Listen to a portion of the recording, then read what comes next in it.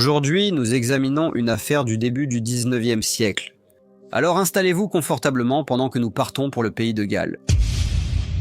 Gwen Ellen Parry est née en 1874 à Blanovist, Dignog, une ville construite autour des carrières d'ardoise du nord du pays de Galles. Elle était la fille de monsieur John Parry, qui travaillait comme mineur, et de sa femme Jane. La vie urbaine était difficile, dominée par les carrières d'ardoise dont dépendèrent de nombreuses familles, dont celle de Gwen. Dans les années 1890, une tragédie frappa la famille lorsque la mère de Gwen mourut. Cette perte entraîna une période d'incertitude et de changement. Et après quelque temps, son père décida de déménager à Llanfairpwllgwyn, une petite ville côtière au rythme de vie plus lent.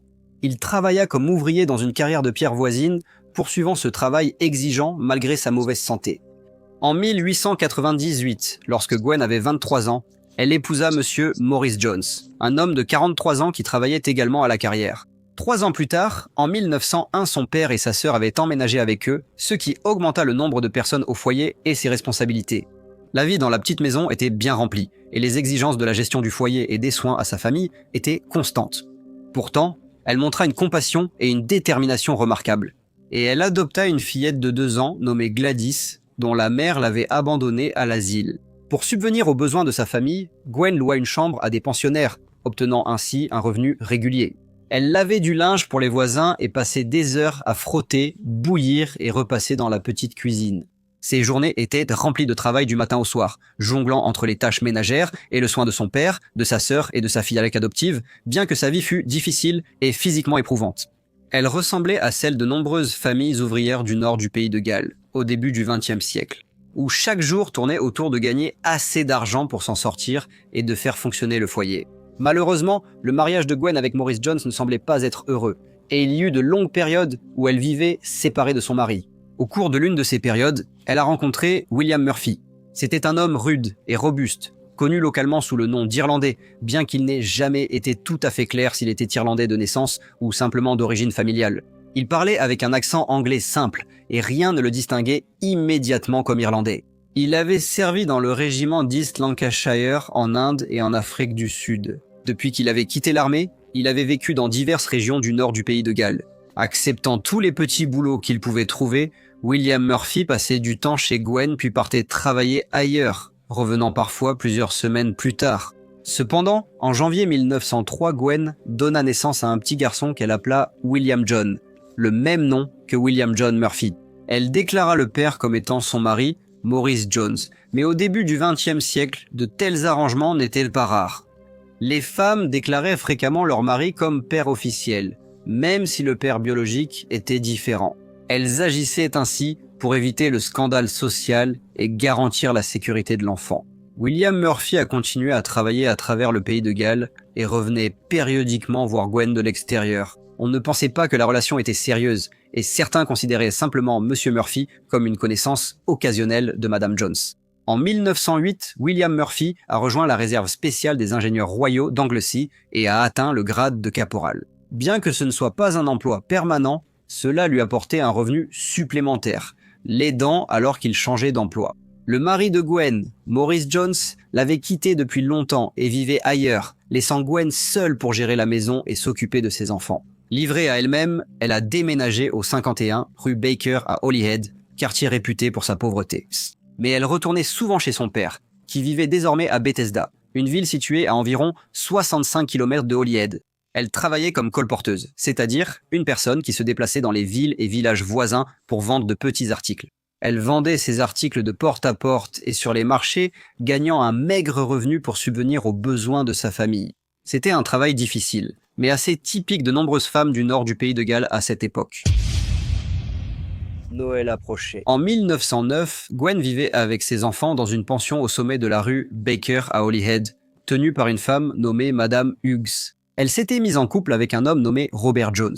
Il restait avec elle à la pension, mais ne semblait pas très impliqué dans la relation.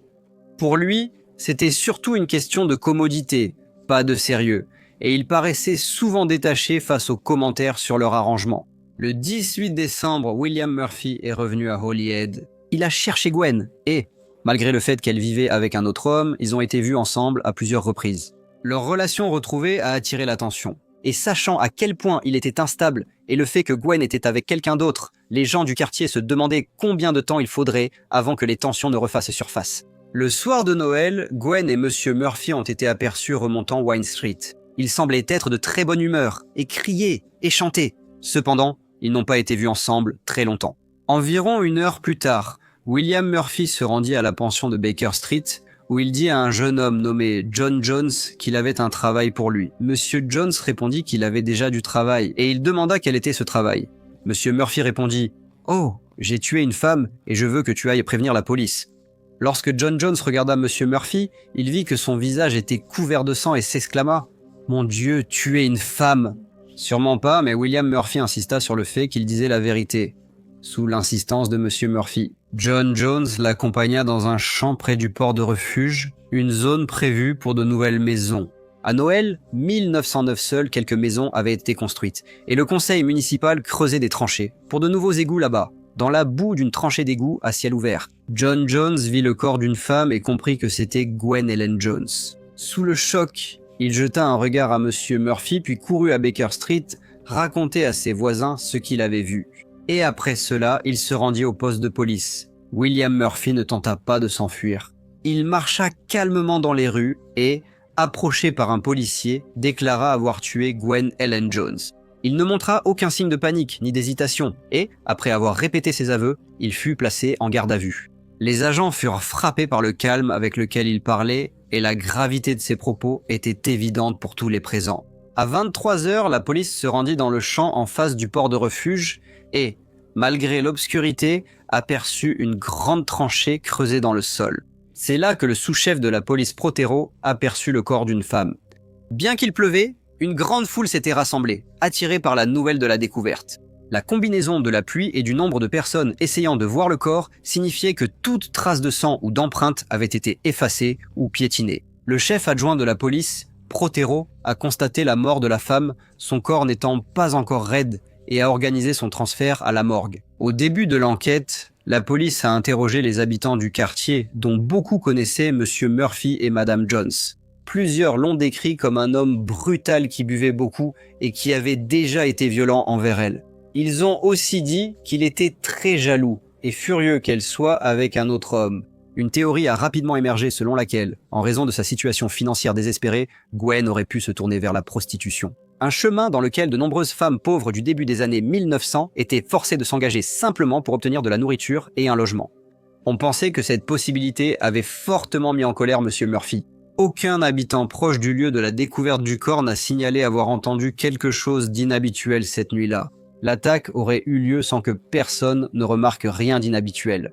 L'affaire d'un meurtre le jour de Noël a attiré beaucoup d'attention et les journalistes sont rapidement arrivés à Holyhead. Un correspondant s'est rendu à la rue Baker où Madame Jones logeait et a décrit le quartier comme un endroit sale et sordide.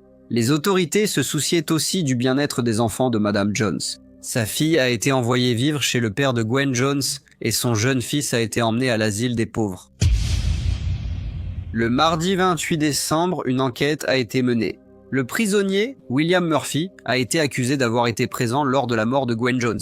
Le chef adjoint de la police, Protero, a déclaré que M. Murphy avait avoué en garde à vue avoir attaqué et égorgé sa victime.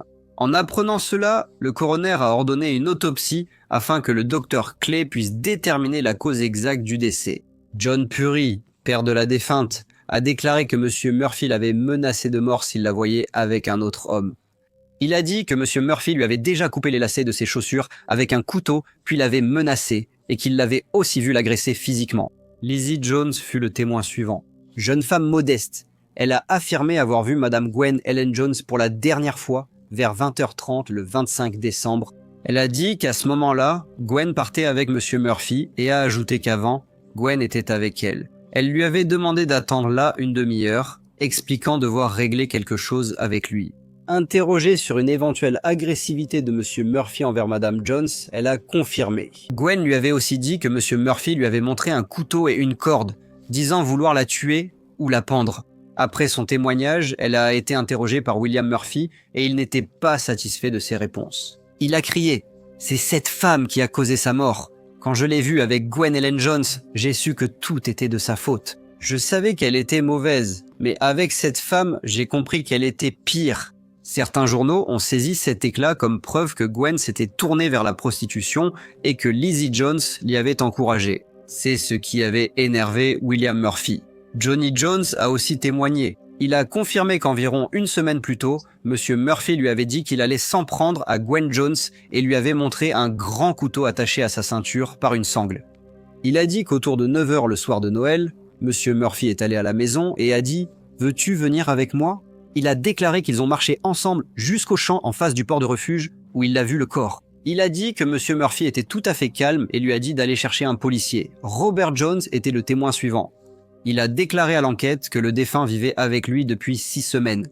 Il a expliqué qu'il n'avait jamais vu le prisonnier, William Murphy, avant la nuit de Noël, lorsqu'il est venu à la maison de pension. Robert Jones a déclaré que la défunte avait raconté que William Murphy lui avait montré une corde et un couteau en la menaçant de les utiliser si elle refusait de l'accompagner au pays de Galles du Sud. Il a ajouté que Gwen lui avait rapporté que M. Murphy avait souvent proféré ce type de menace. Interrogé sur la connaissance de M. Murphy concernant sa cohabitation avec Mme Jones, il a dit le penser. Le chef adjoint Protero a été rappelé pour lire à voix haute les aveux de M. Murphy. Avant cela, le coroner a demandé aux femmes et enfants de quitter la pièce, jugeant les détails trop troublants pour eux. M. Murphy a avoué que Mme Jones l'a rencontrée à l'auberge Barsley le 25 décembre, précisant qu'elle était déjà ivre à son arrivée. Il a dit qu'ils sont partis ensemble, ont marché, puis se sont dirigés vers le champ surplombant le port de refuge. C'est là, selon ses propres dires, qu'il s'est retourné contre elle et, après une lutte, il l'a tuée. Pendant la procédure, un juré a demandé si l'état mental de M. Murphy avait pu influencer ses actes. Le coroner a précisé que ces considérations dépassaient le cadre du tribunal et ne pouvaient donc être prises en compte. Avant que le jury ne rende son verdict, le chef adjoint de la police, Protero, a demandé la permission d'évoquer la situation du père de la défunte. Il a expliqué que l'homme avait 69 ans et vivait dans une extrême pauvreté. Il a dit qu'à Noël, il n'avait que du pain sec à manger et qu'il était venu à Holyhead sans argent pour se nourrir ou se loger. Il avait également un enfant à sa charge et il craignait que demander une aide paroissiale ne le disqualifie pour recevoir une pension de vieillesse. Le chef adjoint de la police a précisé que le père de Mme Jones, M. John Parry, ancien soldat engagé en 1867, fut renvoyé inapte après 16 ans de service. À la suite de cela, le jury a fait une collecte au profit du père de la femme décédée. La procédure a duré 3 heures au total. À la fin de l'enquête, le jury a jugé William Murphy responsable de la mort de Gwen Ellen Jones et l'a placé en détention provisoire en attendant son procès. Le lendemain, mercredi 29 décembre, Gwen Ellen Jones a été enterrée. Le procès a commencé le 28 janvier devant le juge Sir William Pickford, même si William Murphy avait avoué le crime et donné une déclaration complète sur la façon dont il l'avait commis. À la question du juge sur son plaidoyer, il a répondu « non coupable ». L'accusation était représentée par M. Ellis Griffiths et la défense était représentée par M. Austin Jones. Bien qu'une grande partie des preuves provenaient des mêmes témoins qui avaient comparu lors de l'enquête, le tribunal a entendu un témoignage plus détaillé de leur part, notamment du docteur Clay, qui avait pratiqué l'autopsie. Il a décrit les blessures constatées et expliqué clairement la cause médicale du décès. Son témoignage a souligné la gravité de l'attaque, confirmant la violence subie par le défunt. Le procès a duré une journée et, à la fin, M. Ellis Griffiths s'est adressé brièvement au jury. M. Austin Jones, pour la défense, a présenté un plaidoyer plus réfléchi en faveur de l'accusé. Il a dit qu'on avait suggéré que l'accusé était venu en ville pour retrouver la femme. L'ayant surprise avec un autre, il l'a tué. Cependant, il a affirmé que si l'accusé avait vraiment prémédité sa vengeance, il n'aurait pas attendu samedi pour agir. Il aurait dû exprimer clairement son intention dès son arrivée. M. Austin Jones a affirmé que l'accusé n'avait jamais réellement eu l'intention de faire du mal à la femme, mais qu'il avait été poussé par une impulsion soudaine et incontrôlable qui l'avait rendu incapable de maîtriser ses actes. Et que c'est alors qu'il se trouvait dans cet état de trouble qu'il a commis l'acte. Il a invité le jury à considérer le comportement de l'accusé, soulignant qu'une personne saine d'esprit chercherait d'abord à dissimuler un tel crime. L'histoire de l'accusé, a-t-il dit, n'était pas le récit d'un homme rationnel, c'était le comportement de quelqu'un qui agissait comme s'il était fou. Après une brève pause, il a dit que si l'accusé était dans un état d'esprit aussi troublé qu'il ne pouvait pas distinguer le bien du mal, alors il ne pouvait pas être tenu responsable de ses actes dans cette situation. Et le verdict correct serait qu'il a commis l'acte, mais qu'il était fou au moment où le juge a résumé l'affaire. Il a rappelé au jury que, même sans preuve médicale de folie, il pouvait tout de même considérer le comportement de l'homme et la nature du crime. Si ces circonstances les amenaient à croire qu'il était fou, ils étaient libres de le dire. Cependant, il devait examiner la question avec beaucoup d'attention. Il a dit que la brutalité du crime ne prouvait pas en soi la folie, car de nombreuses personnes saines d'esprit commettent des actes violents. Il a aussi précisé que l'absence de remords ne prouve pas la folie, car de nombreuses personnes sont froides et insensibles sans l'être. Le jury s'est ensuite retiré pour délibérer sur ces verdicts. Ils ont quitté le tribunal 3 minutes avant de revenir déclarer William Murphy coupable de meurtre. Le juge l'a alors condamné à mort. Certains ont contesté cette sentence, arguant qu'il n'avait jamais été évalué officiellement pour démence. Une pétition a été lancée pour demander la commutation de la peine. La communauté locale a peu réagi, et William Murphy a été pendu à la prison de Carnarvon mardi. Le 15 février 1910, les enfants de Gwen Ellen Jones ont été placés en foyer.